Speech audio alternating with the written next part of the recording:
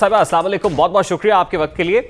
ये सिलेक्टेड का ताना आपको उस वक्त की ऑपोजिशन दिया करती थी जब वजीर आजम इमरान खान साहब थे। आज वजीर आजम शहबाज शरीफ हैं, वो उनको सिलेक्टेड कह रहे हैं। तो उस वक्त तो जो कुछ था, आज किससे मुतालिक सिलेक्ट किया, किसने सिलेक्ट किया है शहबाज शरीफ साहब को? जी बिस्मिल्लाहिर्रहमानिर्रहीम, thank you very much Rehan. देखिए, हम सिलेक्ट से ज़्यादा इम्पोर्टेड की बात कर रहे हैं क्योंकि ये तो कठपुतलियाँ लोकल, इनकी तो डोरे बाहर से जाके मिलती हैं जहाँ से इनको लाया गया है और जहाँ से रिजीम चेंज की बात हुई। जो ब्लैक एंड वाइट में डॉक्यूमेंट जो है वो अब असम्बली की रिकॉर्ड का भी हिस्सा बना दिया गया और स्पीकर साहब ने सुप्रीम कोर्ट के चीफ जस्टिस साहब को भी भेज दिया है, जिस पे नेशनल जो हमारी सिक्योरिटी कमेटी है उसके भी तमाम जो मेंबरान हैं और चारों जो सर्विस चीफ हैं उनके भी एंडोर्समेंट शामिल है। तो ये तो एक आपने देख लिया 12 जो मसालों की बल्कि 14 मसालों की चाट है, एक चुनचों का मुरब्बा है।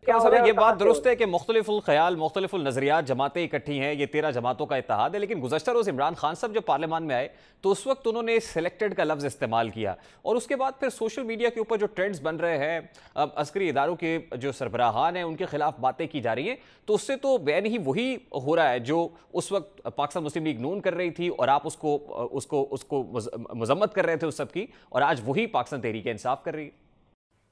पाकिस्तान तहरीक इंसाफ बिल्कुल नहीं कर रही। प्राइम मिनिस्टर ने इम्पोर्टेड सिलेक्टेड बिल्कुल ठीक लफ्ज़ बोला है क्योंकि उन्होंने इसके सारी जो जिस तरीके से ये साजिश हुई है और किन वजूहात की बिना पर हुई है वो सब खोल के बयान किया। और मैं भी आपको बता देती हूँ, जिस वक्त वज़ीर आज़म साहब तशरीफ़ लेकर गए हैं रशा, उन दिनों में आप जितने टॉक शोज़ उठा लें, इनके जितने तर्जुमान थे, हिना भट्ट हों या वो अली परवेज़ मलिक हों, शाइस्ता परवेज़ हों या और कोई हो, सब एक बात बोल रहे थे कि हम अपने पुराने दोस्तों को नाराज़ नहीं कर सकते, हम उनके साथ ऐसे नहीं कर सकते। तो वो अब आपने देख भी लिया कि मुलाकातें भी बड़ी डिटेल में जारी थी, बहुत ज़्यादा नोट्स की एक्सचेंज भी चल रहा था और वही जुबान बोली जा रही थी। आप अमरीकी साजिश की जानिब इशारा कर रही हैं कि रेहान, वो किससे मिलते रहे? हमदुल्ला मोहिब से मिलते रहे जिसने पाकिस्तान को गाली दी, वो अजीत डोवल से मिलते रहे जो पाकिस्तान के दुश्मन हैं, इजराइल के एम्बेसडर से मिलते रहे। वो क्या कर रहे थे? जरिए से आनी चाहिए थी, लेकिन यहाँ पर ना सिर्फ चीनी हुकाम की तरफ से बल्कि चाइनीज मीडिया भी मुबारकबादें भेज रहा है। देखिए जी, उस पर मैं क्या तबसरा कर सकती हूँ। जब एक रजीम चेंज हुई है और इंटरनली चेंज हुई है तो दूसरी जो गवर्नमेंट्स हैं या दूसरे ममालिक हैं उन्होंने तो उसके हिसाब से चलना है ना। ये तो अब यहाँ की जो असल जमहूर होता है, जमहूरियत का हुस्न, और सारी आप देख लें अवाम ने इनको रिजेक्ट कर दिया है। इस वक्त अवाम में जो गम व गुस्सा है और जिस तरीके से ये आए हैं उस पर तो रिएक्शन आ रहे हैं और इंशाल्लाह ताला अब जिस वक्त हम कहते हैं कि फ्रेश इलेक्शंस की तरफ जाएं तो इनकी जान निकल जाती है, कांपे टांगनी शुरू हो जाती हैं। और अब जिस वक्त आवाम की भी ये डिमांड आएगी फिर देखते हैं कि कहाँ से इन्हें मुबारकें आती हैं और क्या मामलात मजीद चलते हैं। अच्छा कमल चौधरी साहब, गुज़श्ता रोज शहबाज शरीफ साहब ने अपनी मेडन स्पीच के अंदर भी ये कहा कि सबसे पहले तो इस पर दूध का दूध और पानी का पानी हो जाना चाहिए। ये जो सिफारती मरासला या डिप्लोमेटिक केबल है उसको आपकी तरफ से रिजेक्ट किया गया कि हम इसको मानते नहीं है। तो फिर पाकिस्तान तहरीक इंसाफ ने कम से कम कोई सब्सटैंशियल एविडेंस या प्रूफ रखने के लिए या उसकी तहकीकात कराने के लिए क्या किया? आपको नहीं लगता कि आप बहुत सारे लूप होल्स इस बारे में छोड़ गए? नहीं, बिल्कुल नहीं लगता है। जिस वक्त नेशनल सिक्योरिटी की जो पार्लियामेंट्री कमेटी में इनको बुलाया गया था और इन्हीं के दावों और नारों के बाद बुलाया गया था, जब ये कहते थे कि इमरान खान हमें बुला के इन कैमरा दिखा दें, जब हमने इन्हें बुलाया तो ये भाग गए। ये क्या इंतजार कर रहे थे कि ये खुद वजीर आजम का ओथ ले लेंगे, उस साजिश के मुताबिक हर चीज़ कंप्लीट होगी तो फिर ये सारा टोपी ड्रामा करेंगे? तो पहले जो नेशनल सिक्योरिटी कमेटी के जो चारों चीफ थे उन्होंने जिस वक्त उस पर एंडोर्समेंट दी है, ये वहाँ उसके बाद जब पार्लियामेंट में बुलाया गया, पूरी अपोजिशन के लीडरान को, पार्लियामेंट्री कमेटी के मेंबरान को बुलाया गया, क्यों नहीं आए थे उस टाइम पे?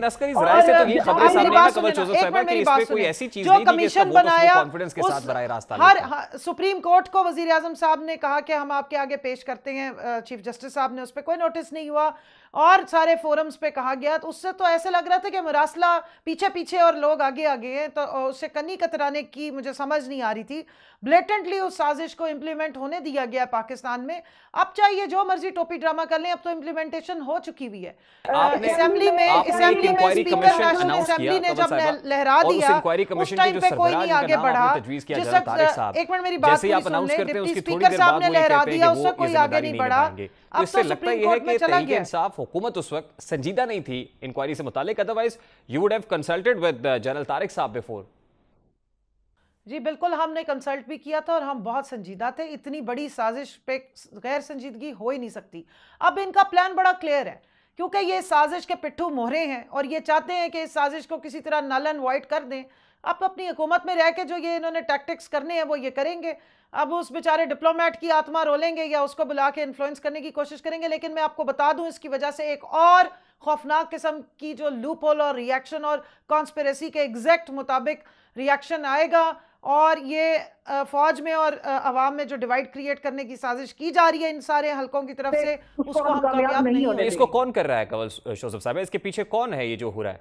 यही लोग हैं, इन्हीं का सेल मुतहरिक रहा है। ये जो दहशतगर्दी है इसके पीछे वर्दी है। हमारे तो कभी किसी जलसे में ऐसी खुदा न खास्ता किसी ने नारे नहीं लगवाए। हम तो जान कुर्बान करते हैं अपने फौजी सिपाहियों पे, अपने फौजी अफसरान पे जो जाके सरहदों पे मुकाबले कर रहे हैं, जिन्होंने दहशतगर्दी के खिलाफ लड़ाई लड़ी है। ये मरियम बीबी के जलसों में और उनके यूथ के फंक्शंस में वीडियोस पड़ी हैं। किस किस किस्म के इल्जामात गुजरांवाला के जलसे में किए गए। क्यों जनरल कादिर, मेरी बात सुन ले, जनरल कादिर बलोच साहब 10 लोगों के साथ क्यों इनकी पार्टी छोड़ के गए? आज at this point in time Pakistan Tehreek-e-Insaf के जलसों से ऐसे प्लैकार्ड्स या ऐसी आवाजें उठ रही हैं, तो ये यकीनन काबिल मजम्मत है और कोई तो है जो ये करा रहा है। हमारे जलसों से बिल्कुल नहीं उठ रही हैं। मैं सिर्फ इतना कह रही हूँ कि गुजरांवाला का पीडीएम का जलसा उठा के सुन लीजिए। क्यों जनरल कादिर बलोच साहब ने प्रोटेस्ट में पीएमएलएन छोड़ दी थी। नवाज शरीफ साहब की कोई तकरीर उठा के देख लें तो नाम ले लेके बदनाम करते रहे हैं। अब क्या अचानक से हो गया जो पिछले अक्टूबर सितंबर से इनकी खामोशी हो गई है? तो ये तो इनमें बड़े बड़े मुतहरिकात हैं। और क्या वजह थी कि ये सुप्रीम कोर्ट के सामने खड़े होके तो जनरल साहब को और डीजीआईएसआई को आवाज़ें लगा रहे थे। ये एकदम इनका जो मुंह बंद हुआ और खामोशी इख्तियार की है, इसके पीछे कोई ना कोई मुहर्रिकात तो जरूर होंगे और उस पर तहकीकात भी होनी चाहिए मेरा ख्याल है। वो क्या मुहर्रिकात होंगे? आप ये कह रहे हैं कि आपके सर पे जो हाथ था वो उठ के अब इनके सर पे आ गया, ये कहना चाह रही हैं आप? हमारे सर पे जिसका हाथ था इंशाल्लाह वो रहेगा। हमारे सर पे हाथ अल्लाह ताला का है और इंशाल्लाह हम और हमारी आवाम का है जो उनकी मोहब्बत है। एक पार्लियामेंट्री स्टाइल ऑफ डेमोक्रेसी में जो ताकत का सरचश्मा है वो अवाम है। मैं तो वही कह और रहा हूं, हम अवाम से तवक्को रखते हैं और अवाम ने ही सिलेक्ट किया था। अवाम ही हमारी सिलेक्टर है, हम उन्हीं के पास दोबारा जाएंगे। सेम पेज की बात आप करते थे, मिसाली ताल्लुकात की बात आप करते थे। देखिए, जब आप हुकूमत में होते हैं तो डॉन लीक्स नहीं किया जाती हैं, सेम पेज ही रखा जाता है। ये पाकिस्तान की स्टेट के साथ मिलकर हुकूमत ने काम करना होता है, डॉन लीक्स नहीं करनी होती। मुंबई अटैक्स नहीं मानने होते, ना अपनी फौज पे तनकीद करनी होती है। ये एक जिम्मेदार तरीके से हुकूमत चलाने का तरीक़ेकार है। आज एक पॉलिटिकल नैरेटिव तो है, अमेरिका मुर्दाबाद के नारे लग रहे हैं, गद्दार के नारे लग रहे हैं, बागियों के नारे इस तरह से पब्लिक प्रोसेशंस के अंदर बुलंद हो रहे हैं। ये कोई अच्छा कल्चर तो नहीं है, या हम अपनी सोसाइटी को किस तरफ लेकर जा रहे हैं? देखिए, जब इंक्वायरी की बात होती है, कमीशंस की बात होती है, तो हुर्रमान कमीशन से लेकर नीचे तक आज तक कहां कोई सब्सटेंशियल किस्म की कोई चीज सामने आई जिसमें दूध का दूध और पानी का पानी हुआ हो। तो इसका मतलब है ये अगर नारा उठा है तो ये भी अपने पॉलिटिकल नैरेटिव को बिल्ड करने के लिए और अपने पॉलिटिकल गेन्स को कैपिटलाइज करने के लिए यूं ही चलता रहेगा, लेकिन अदरवाइज जो है वो सोसाइटी जो है वो यकीनन डिस्टेबलाइज होगी। जो गद्दारी के एलिमेंट्स हैं वो तो हैं। अगर तहकीकात होती, कमीशन जो बनाया गया था उसको चलने दिया जाता तो ये बिल्कुल गद्दारी साबित होती। ये जो लोग रातों रात बिके हैं और ये जो रातों रात इन्होंने पार्टियां चेंज की हैं, ये किस बुनियाद पे की है?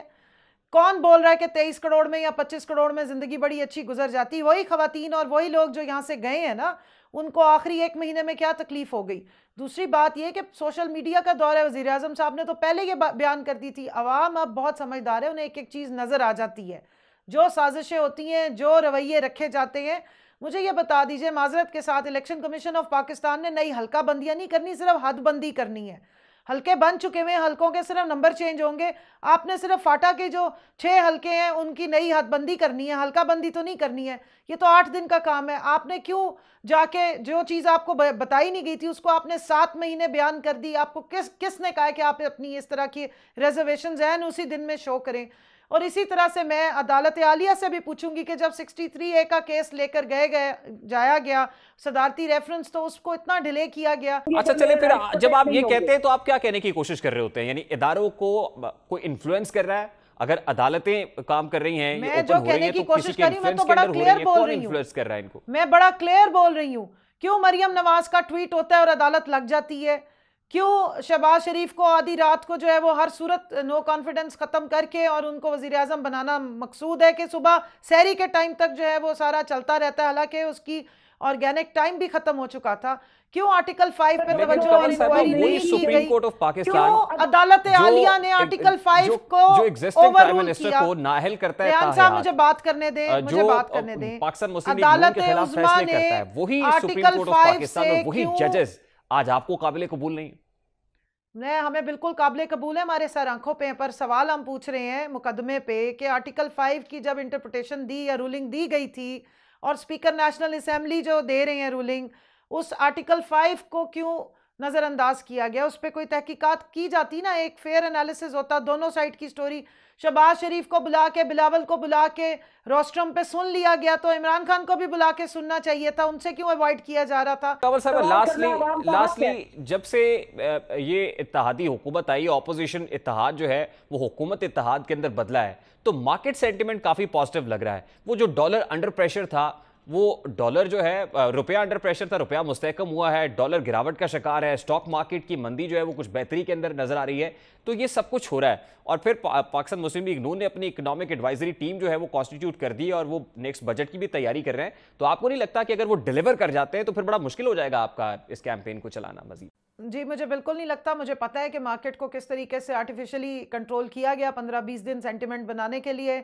डॉलर्स जान के उठाए गए मार्केट से और अब वापस पंप हो रहे हैं। जाहिर है अगर बाइडेन साहब की कॉल नहीं आई तो और तो ना कुछ आया ही होगा। जो हुकूमत लाई डॉलर्स के नतीजे में गई है, जिसमें अरबों रुपए में, जितने में मकसूद चपड़ासी साहब के अकाउंट से पैसे निकलते हैं उतने में मेंबरान पूरे पार्लियामेंट के खरीद लिए गए, तो मार्केट में डॉलर फेंकना कौन सा मुश्किल काम है।